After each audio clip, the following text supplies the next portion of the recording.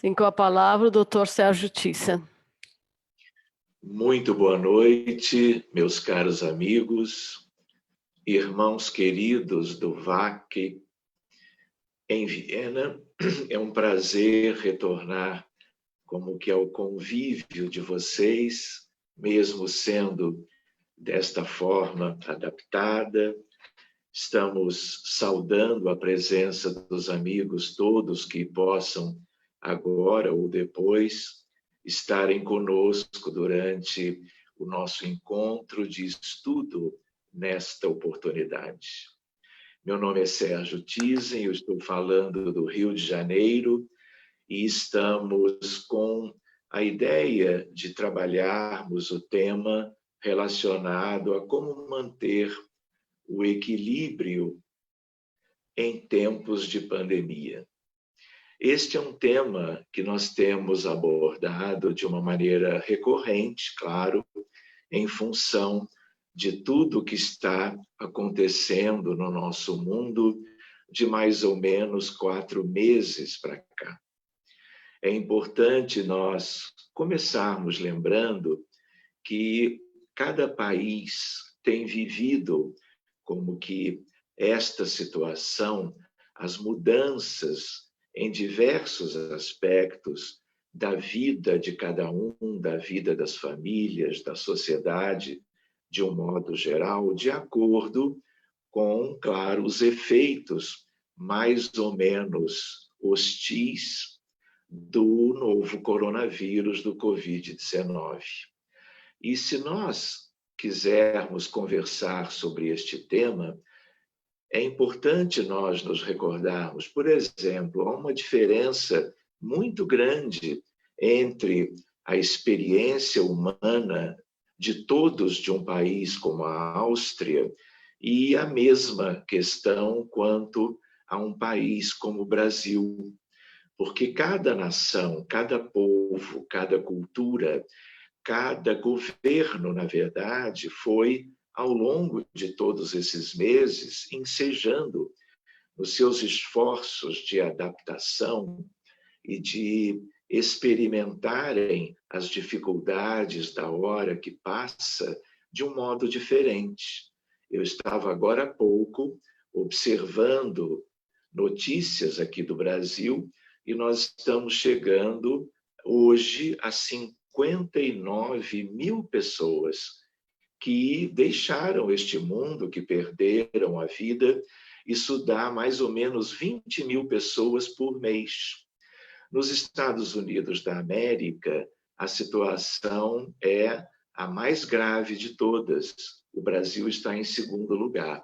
E, desse modo, quando nós olhamos o grande panorama do orbe terreno, nós vamos encontrar boas diferenças. Mas o continente europeu, na verdade, também experimentou, especialmente em alguns países, dramas imensos. É como nós chamamos dramas coletivos. E lembrando também que cada povo, né, tem a sua história, as suas culturas, as suas crenças, a sua ciência, a sua medicina. Nós temos um mundo muito heterogêneo em relação ao que significa todo o impacto desta realidade para cada contexto, né? Então, eu coloco desta forma, neste início, para que a gente tenha uma ideia desta variabilidade.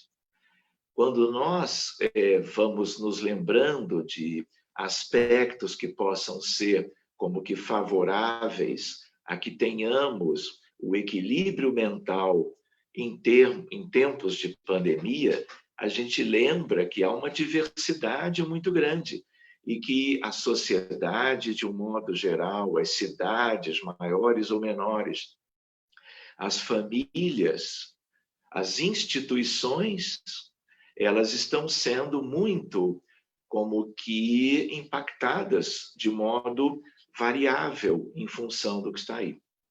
Então, quando nós pensamos em manter o equilíbrio mental, quando tudo está bem, relativamente, e nós estamos conseguindo administrar razoavelmente bem as circunstâncias da vida em plena pandemia, é uma coisa. Então, para nós entendermos aonde gostaríamos de chegar, reparem, como espíritas, não é verdade que nós aprendemos desde a codificação kardeciana sobre que mundo é este? Então, vale lembrar, meus amigos, que o planeta Terra não é um mundo comum. Como nós estamos aqui há muito tempo, nós nos habituamos durante todas as reencarnações a vivermos como que de um modo ou de outro, mas vivermos dentro de uma condição comum. Então, muitas vezes nós achamos que a vida é isto que nós temos aqui, porque nós nos habituamos durante a história, especialmente a história recente, em que vamos tendo as experiências individuais e coletivas a respeito da experiência humana na vida na Terra. Mas nós gostaríamos de lembrar que a Terra é um mundo especial. Por que nós estamos lembrando isso? Porque nós estamos lembrando da hierarquia dos mundos. Nós estamos recordando que já ultrapassamos há muito tempo a etapa de mundo primitivo. Somos há milhares de anos mundo ou humanidade de provas e expiações, expiações e provas. Temos lá longe, num futuro longo, a etapa da regeneração, mais adiante a perspectiva para os que herdarem a Terra, diga-se de passagem, mundo ditoso ou feliz, e mais para o futuro, um futuro inapreciável para nós agora, a condição do planeta Terra como um mundo puro, que é como que o auge da evolução dos orbes, das moradas da casa do Pai, em termos de vermos na condição de espíritos imperfeitos que nós somos, essa coisa ampla do grande cenário da evolução da humanidade.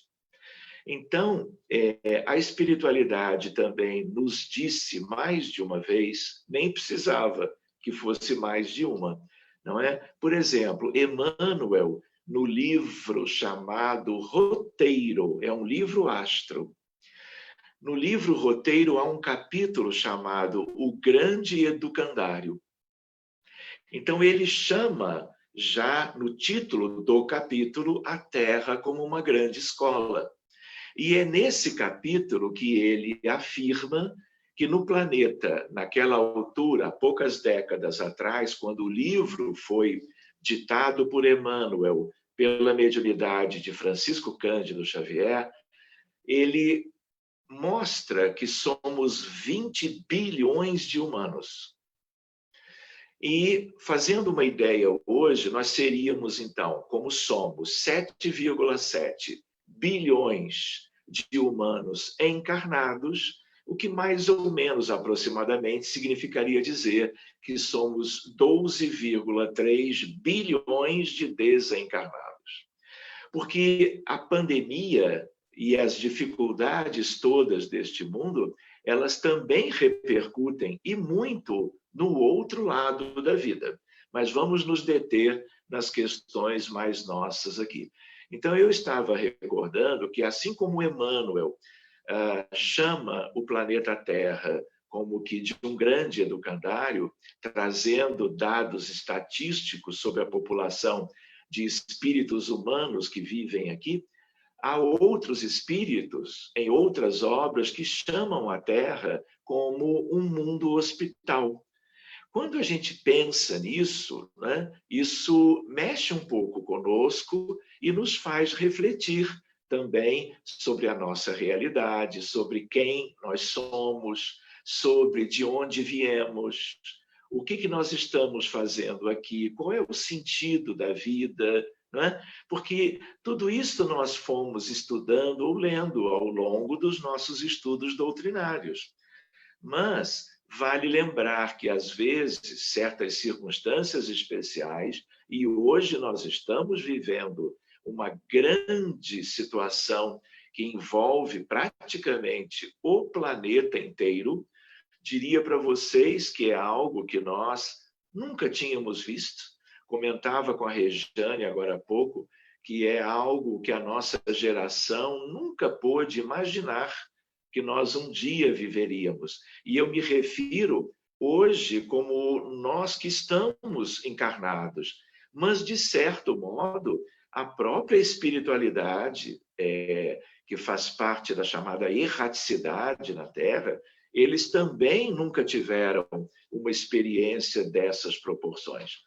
Então, vale lembrar que, como grande hospital, eu estudo muito, nos últimos tempos, psiquiatria, doença mental, saúde mental. Tenho até participado de eventos dentro, vamos dizer, da Associação Mundial de Psiquiatria. São os mais importantes ou mais altos fóruns da psiquiatria mundial, justo levando a experiência do centro espírita em relação ao entendimento e aquilo que pode ser próprio para uma nova visão da doença mental, mas mais do que meramente uma visão, uma abordagem que auxilie para que tenhamos resultados terapêuticos nitidamente diferentes e melhores, graças à codificação kardeciana, graças aos livros de André Luiz, de Emmanuel, de Humberto de Campos, que como que nos trouxeram a esta realidade do movimento espírita hoje, em que nós podemos colaborar um pouco mais diante desse grande cenário de muitas dificuldades que temos no contexto hoje do mundo. Então, antes da pandemia chegar, meus amigos, nós tínhamos grandes desafios na área da saúde mental. De tal maneira que, nesse momento, até deixando um pouco de lado as doenças cardiovasculares, como cardiologista que sou, deixando a oncologia, que é a área da medicina que cuida do câncer, dos tumores malignos, que avançou também muito ultimamente, e todas as áreas das várias especialidades médicas, eu apenas gostaria de lembrar que doença faz parte da questão da expiação.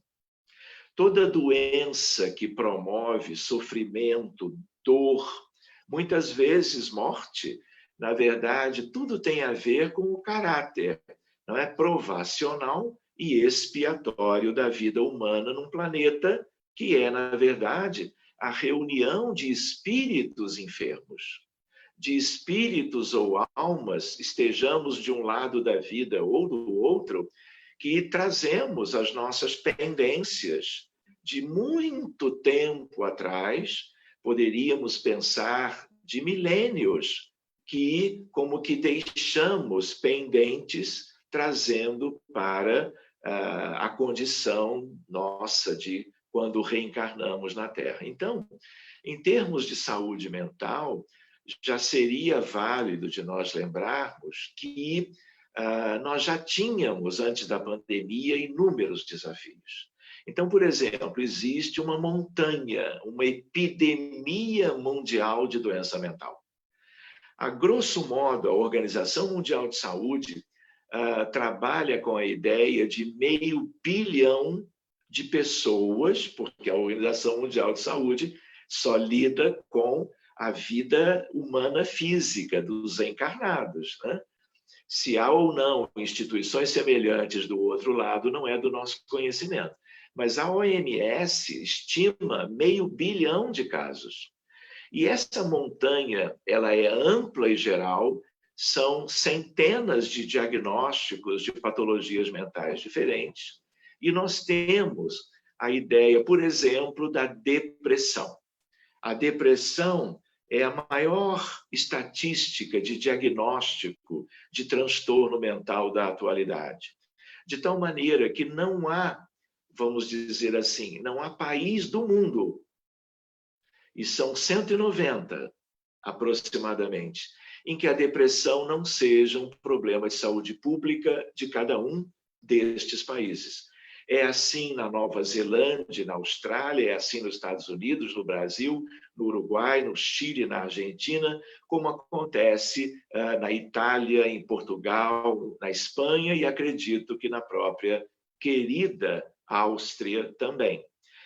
De tal maneira que nós já tínhamos todo um grande contingente de pessoas sofrendo, porque há, por exemplo, a depressão leve, a depressão moderada, a depressão severa, e a depressão é uma doença que precisa ser diagnosticada, porque a depressão leve de hoje é a moderada de amanhã, que evolui para grave, e mais adiante nós temos uma outra questão que tem a ver com a pandemia hoje, com o equilíbrio mental, que é a ideia do suicídio.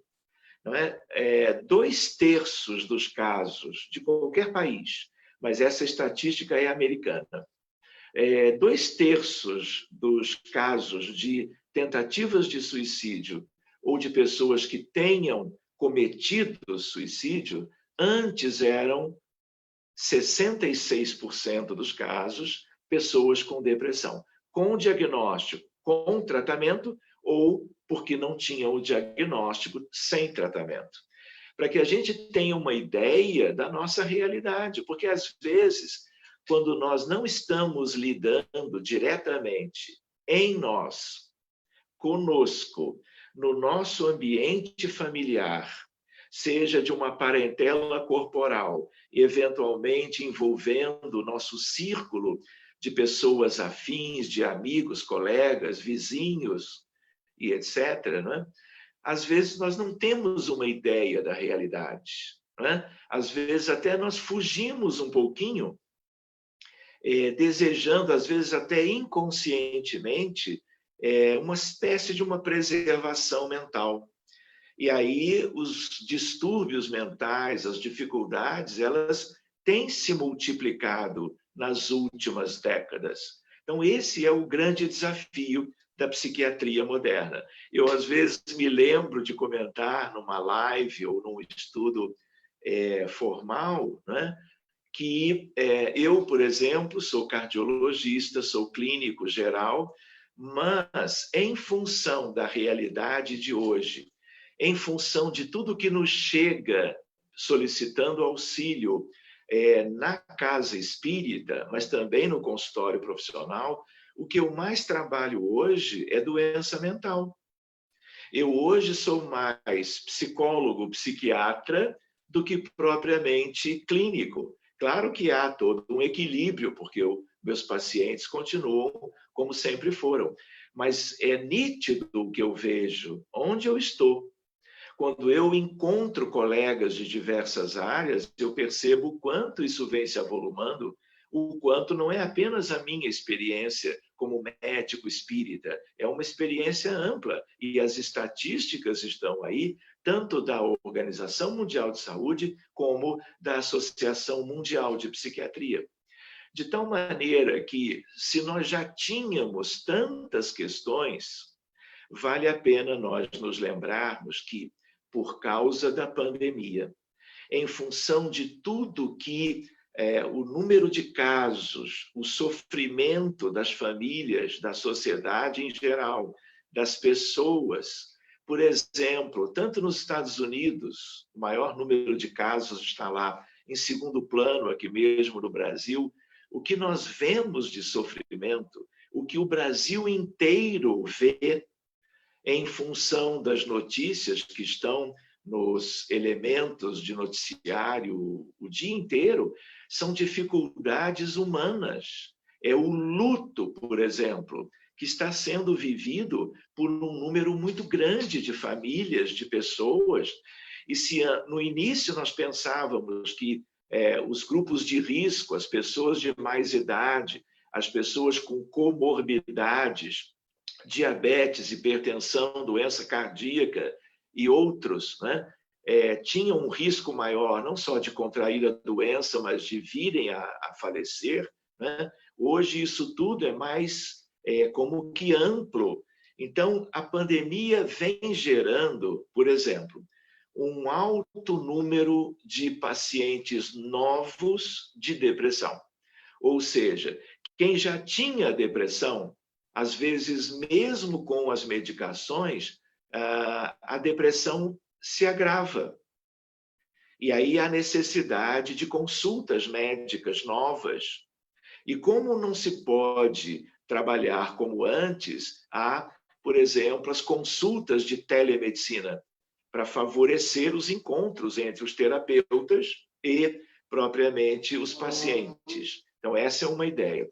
Outra questão que aumentou muito no mundo é também a questão do suicídio.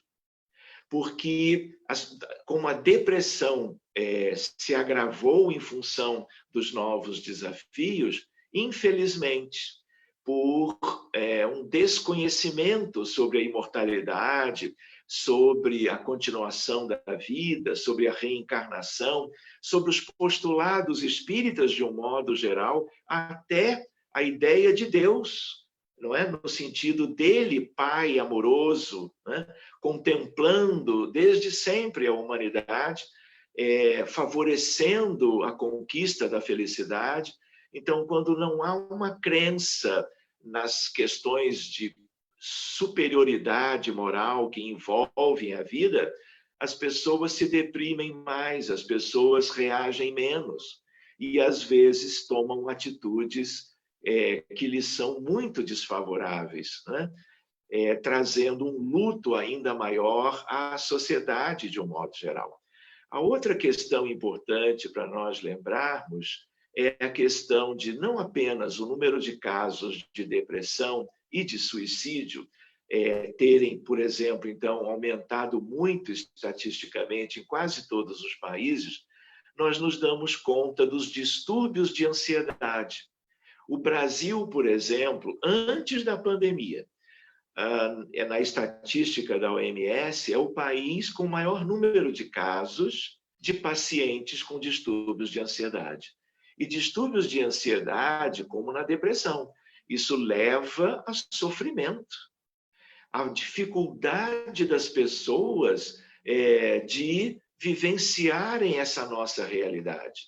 Esse tal de um novo normal. Mas quando a gente pensa no novo normal, parece que está tudo se ajeitando. É claro que para muitos está, graças a Deus, graças a todos.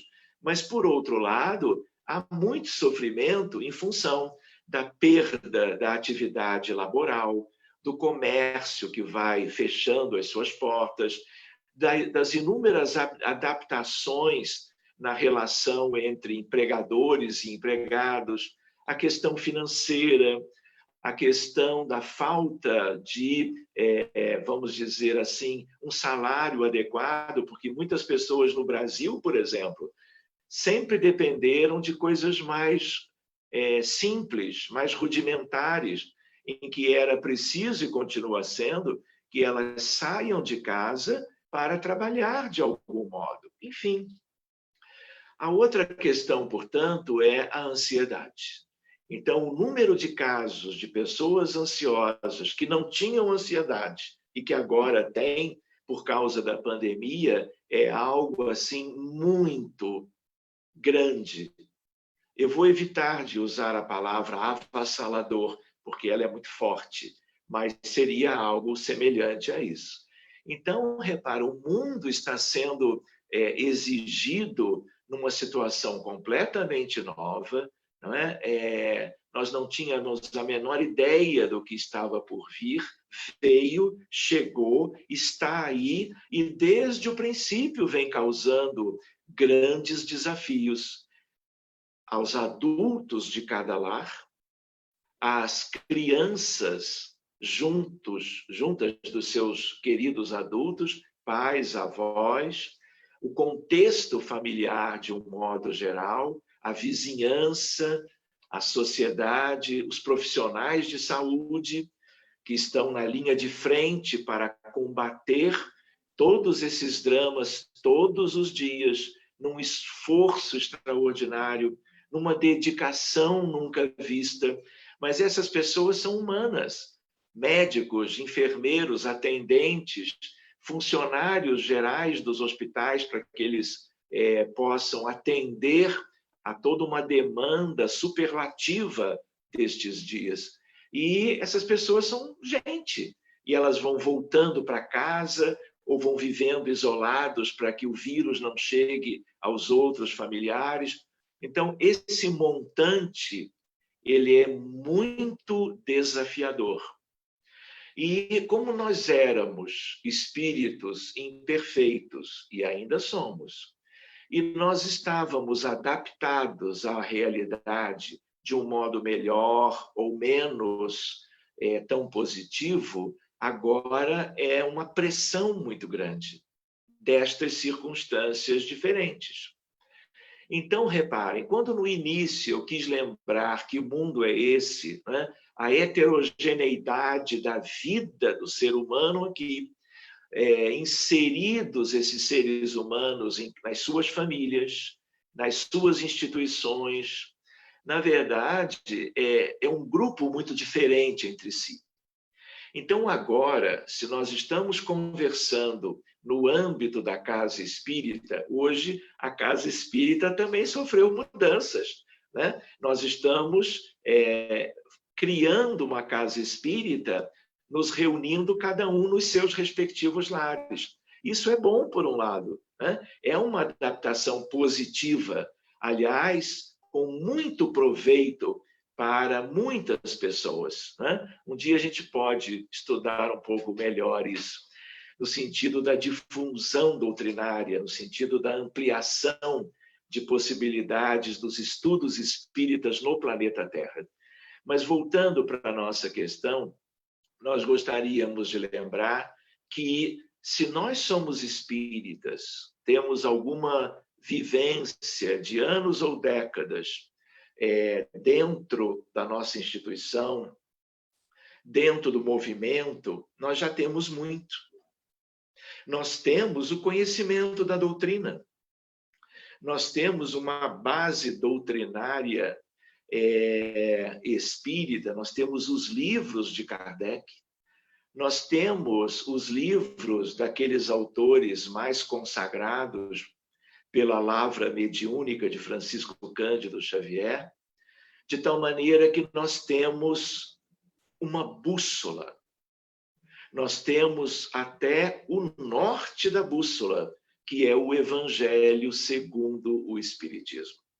Então, quando nós vamos refletindo sobre esse momento da humanidade, nós também nos lembramos o quanto heterogêneo é tudo, porque existem pessoas que não seguem crença alguma, não estudam, vamos dizer, uma palavra de grandes espíritos que foram como enviados de Jesus, como que elaborando certas religiões, filosofias, crenças, no sentido de favorecerem o entendimento de grupos maiores ou menores sobre a realidade.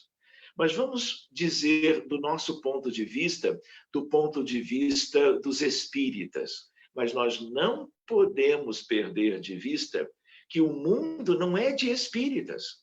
E que todo o nosso carinho, toda a nossa reflexão, todo o nosso trabalho, ele não pode ser só para o nosso grupo, vamos dizer, de maiores afinidades. As nossas reflexões não podem perder de vista o grande cenário. E talvez até nós possamos fazer algo a bem de todos. Claro que quando fazemos por nós, individualmente, quando fazemos por aqueles que nos são mais caros, pelos vínculos afetivos e de afinidade e de consanguinidade, nós também estamos fazendo por todos os demais, por um processo de entrelaçamento espiritual, que é um outro estudo que nós podemos fazer, quem sabe, num outro momento.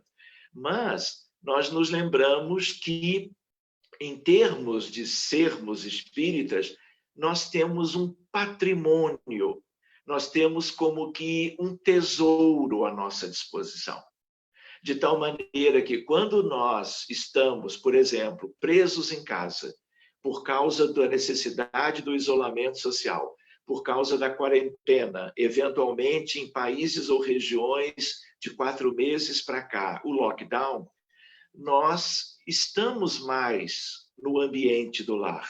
Mas nós não podemos perder de vista que existem os refugiados, os imigrantes, que existem países onde há uma miséria muito grande, onde há a falta de recursos materiais, que a gente nem precisa ir longe em termos, por exemplo, de o que nós podemos fazer do nosso lar, onde estamos mais protegidos e vivendo uma condição de conforto, sem perdermos a noção da realidade, sem ficarmos numa redoma, porque poder nós podemos, é um livre-arbítrio sendo utilizado agora, mas nós cada vez precisamos entender que temos que nos cuidar, temos que buscar o equilíbrio emocional, o equilíbrio mental, o equilíbrio a diversos níveis, mas procurando envolver o grande todo. Se não podemos envolver um todo mais amplo, envolvamos, vamos dizer, aquela esfera de atuação onde nós nela podemos ser mais úteis. Mas vamos voltando para aquela outra ideia, que é a ideia de estarmos em casa. Então, quando nós, no dia a dia, antes da pandemia, nós quase todos, mas não todos, porque sempre houve um percentual da sociedade sem emprego, sem trabalho. Mas imaginando na maioria, com emprego, com trabalho, nós saíamos de casa e íamos ficando horas e horas trabalhando, ou no trânsito do trabalho para o lar, do lar para o trabalho, vários dias, quase todos os dias da semana, não é verdade? E aí, o que foi acontecendo? Nós fomos nos adaptando a essa realidade, mas por causa da correria, por causa de interesses, às vezes, mais materiais, próprios da sociedade atual, próprio de uma era que ainda é de materialismo, é claro que nós já inauguramos uma longa e definitiva era de espiritualidade. Esse é um tema lindo para nós vermos com mais carinho outro dia. Mas a ideia é de que agora, ficando em casa, nós temos mais tempo.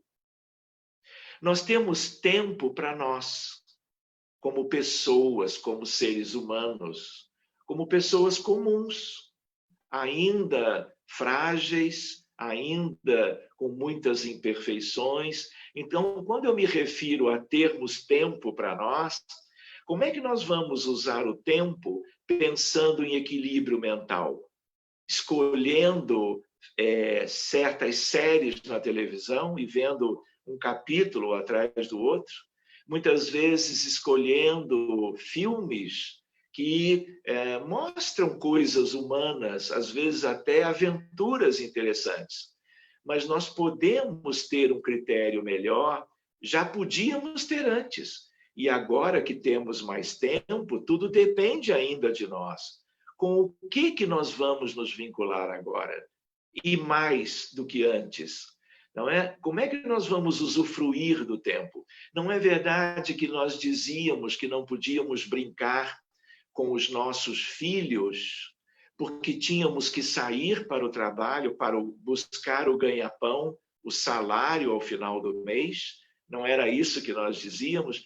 Olhem que coisa linda! Se, por um lado, a pandemia vem gerando vamos dizer assim, verdadeiras catástrofes na sociedade e no âmbito de inúmeras famílias, por outro lado, aqueles que conseguiram, pelo menos até agora, ficarem imunes a um dano direto em função do novo coronavírus, estão tendo uma oportunidade extraordinária de fazermos por nós e pelo nosso contexto familiar e pela sociedade algo muito mais relevante do que em qualquer outra época.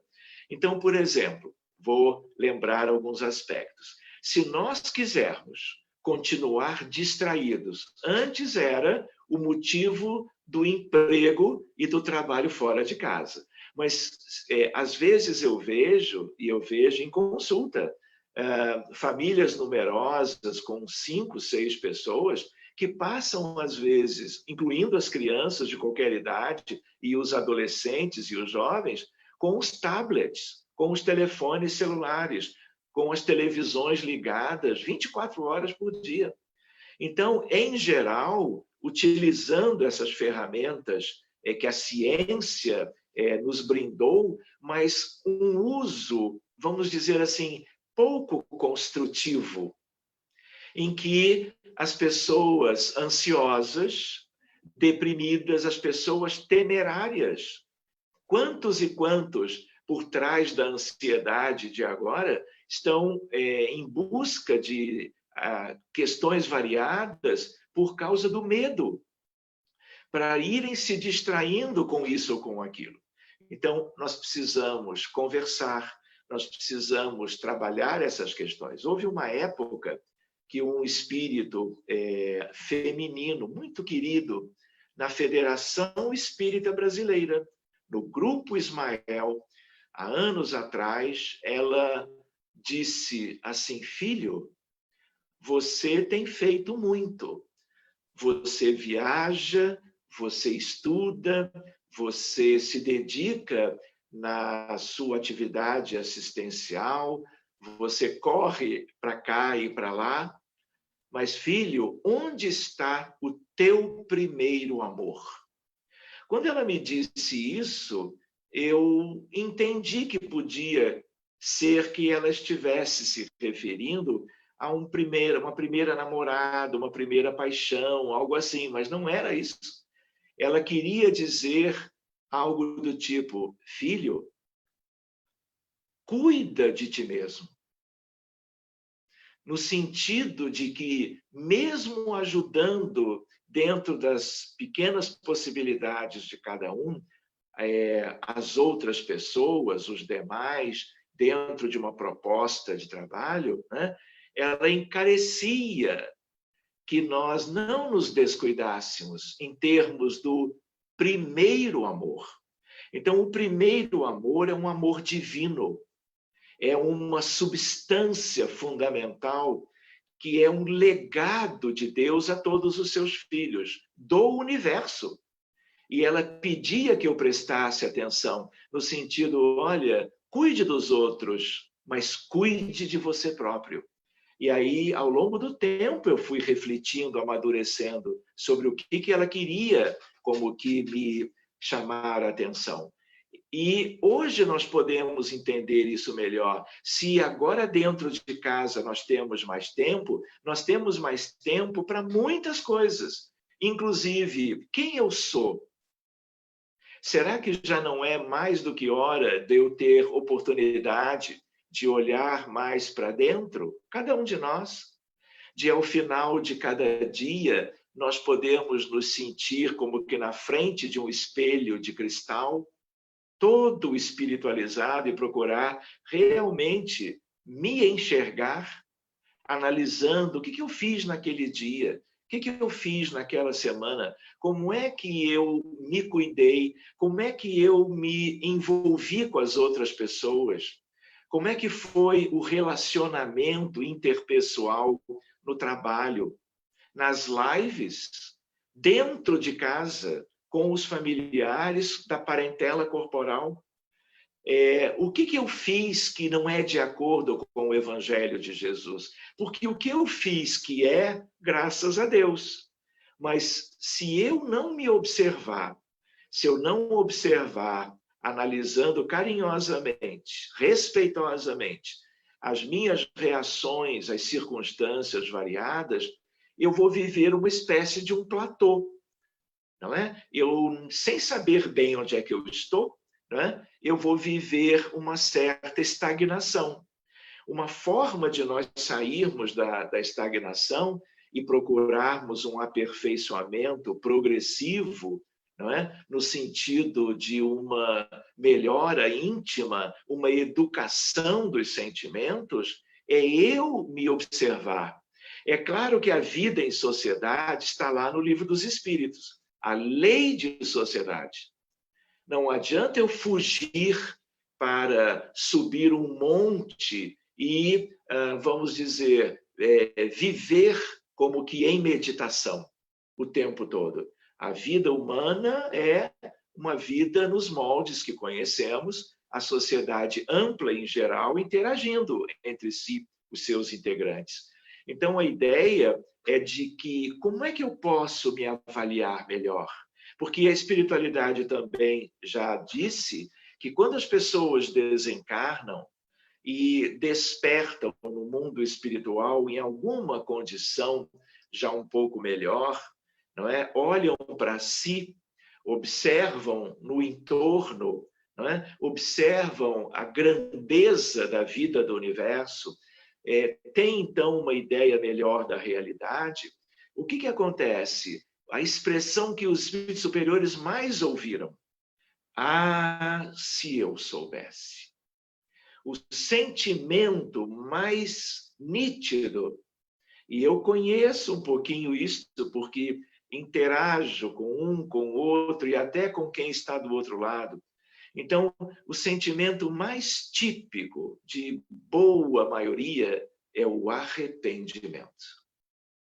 No sentido de nos darmos conta depois de que podíamos ter feito muito mais por nós próprios e pelos outros todos à nossa volta do que aquilo que de fato havíamos feito. Porque, na verdade, nós não nos conhecemos. Nós pensamos que somos quem, no fundo, nós não somos ainda. Então, se a pandemia pode trazer algo proveitoso para nós, e não é apenas um aspecto, é o tempo para a introspecção, para o autoconhecimento. Lembrando daquele espírito tão querido, que nós possamos trabalhar a nós mesmos no sentido do nosso primeiro amor. É como Viktor Frankl, que é psiquiatra da Áustria, não é verdade?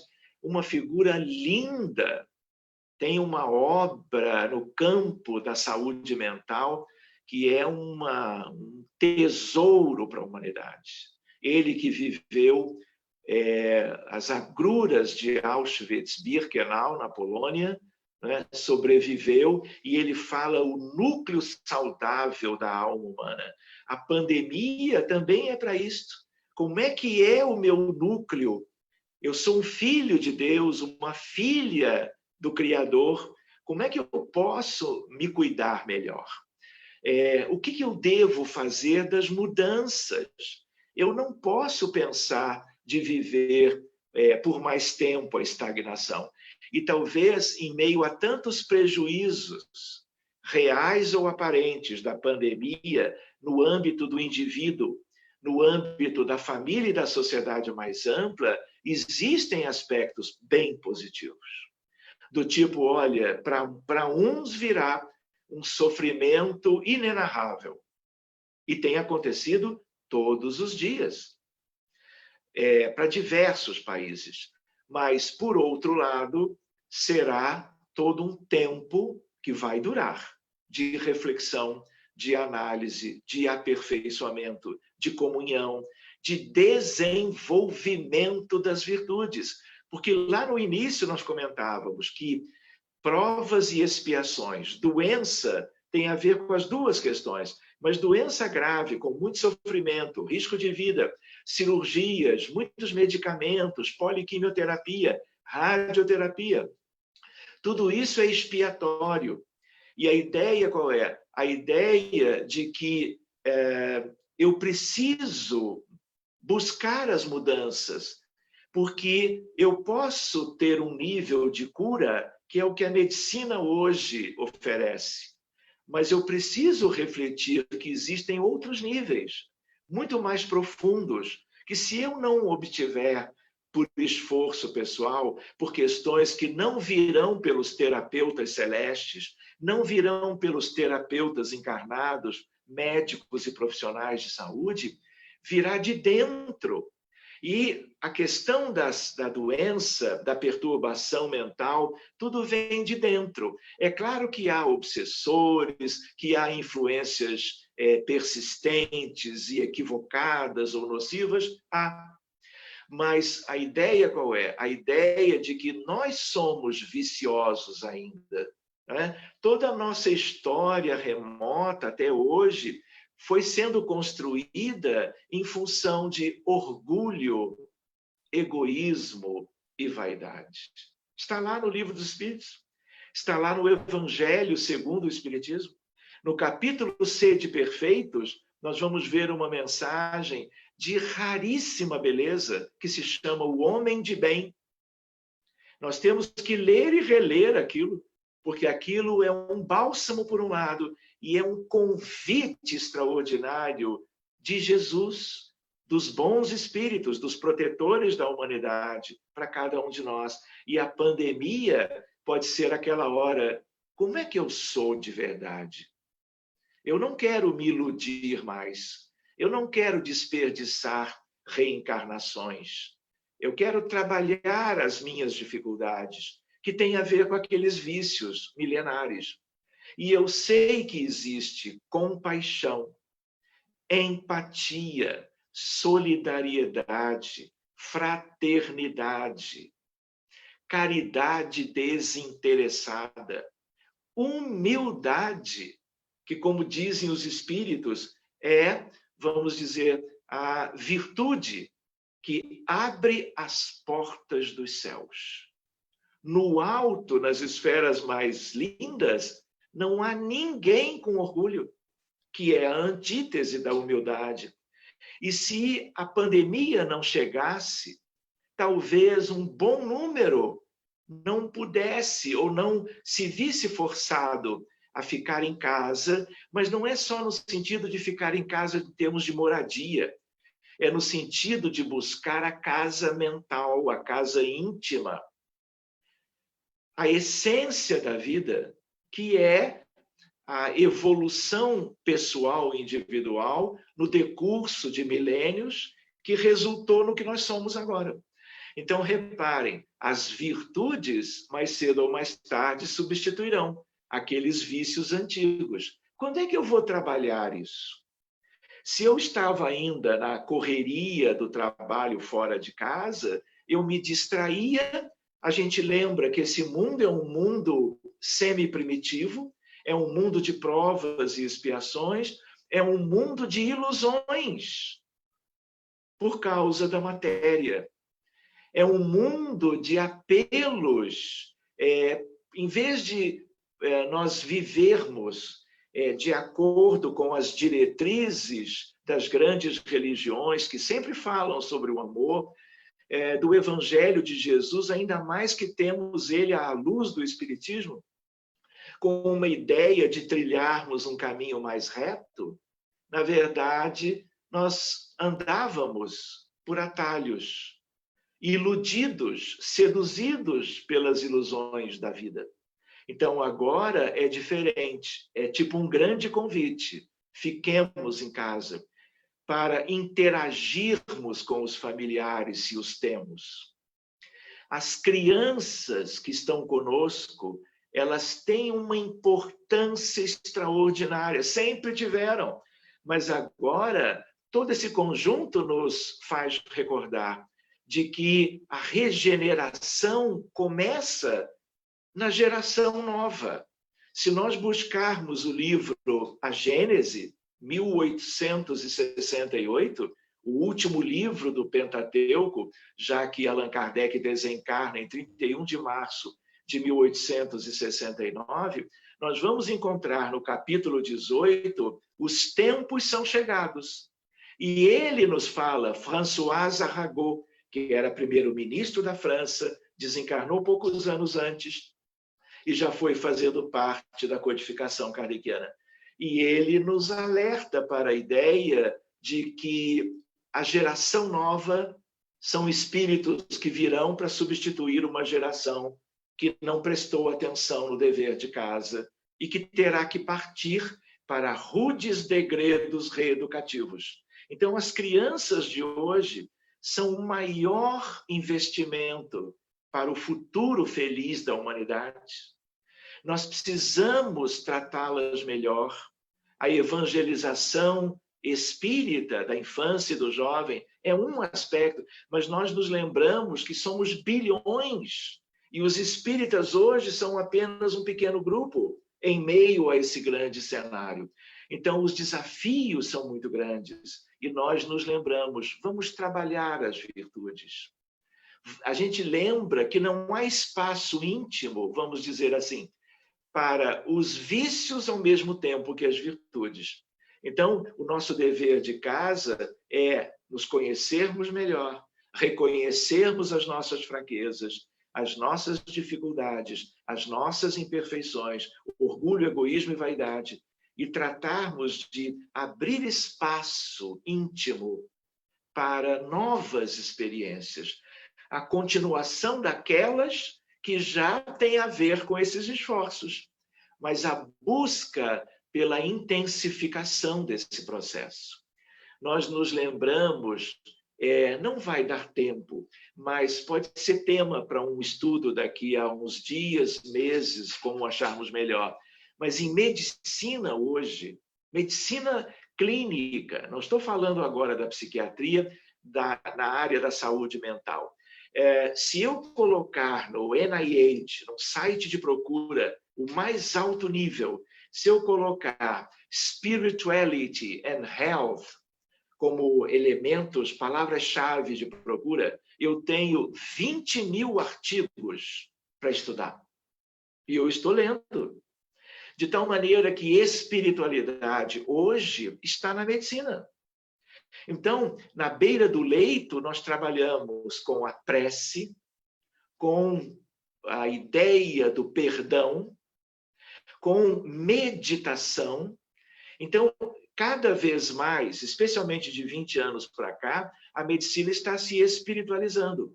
Então, todo esse contexto que está aí, seja no âmbito dos serviços de saúde, seja nas academias, nas faculdades de medicina já de muitos anos para cá, e hoje ainda, disciplinas obrigatórias ou eletivas de medicina e espiritualidade. Isso nós, espíritas, podemos promover dentro de casa, para nós próprios, mas por um amor que é único para aqueles que dividem conosco a experiência no lar. Hoje nós podemos olhar nos olhos de quem nós amamos. Hoje nós podemos revisitar as relações que por causa do dia a dia nós íamos deixando perder a qualidade do início. Hoje nós podemos abraçar, ver e trabalhar temas em comum de mãos dadas. Nós podemos brincar com as crianças de brinquedos que elas gostam e que nós deixávamos, porque achávamos que aquilo não era importante. Hoje nós podemos viver em família muito mais unidos do que antes, até porque isso promove a higiene mental, promove a saúde mental e física para todos. E a gente lembra que existem comunidades no Brasil, no México, em Honduras, em El Salvador, na República Democrática do Congo, onde nós temos uma violência dentro do lar, porque as pessoas têm grandes dificuldades por causa dos problemas sociais, por causa do desemprego, a violência urbana. Quantos problemas requerendo a oração? Enfim, meus amigos, são muitos os aspectos. Eu peço desculpas por ter ido um pouquinho adiante no horário combinado, mas estou à disposição de vocês. Se houver tempo ainda para alguma questão, algum comentário de minha parte, eu gosto de brincar. Eu vou até meia-noite. Rejane.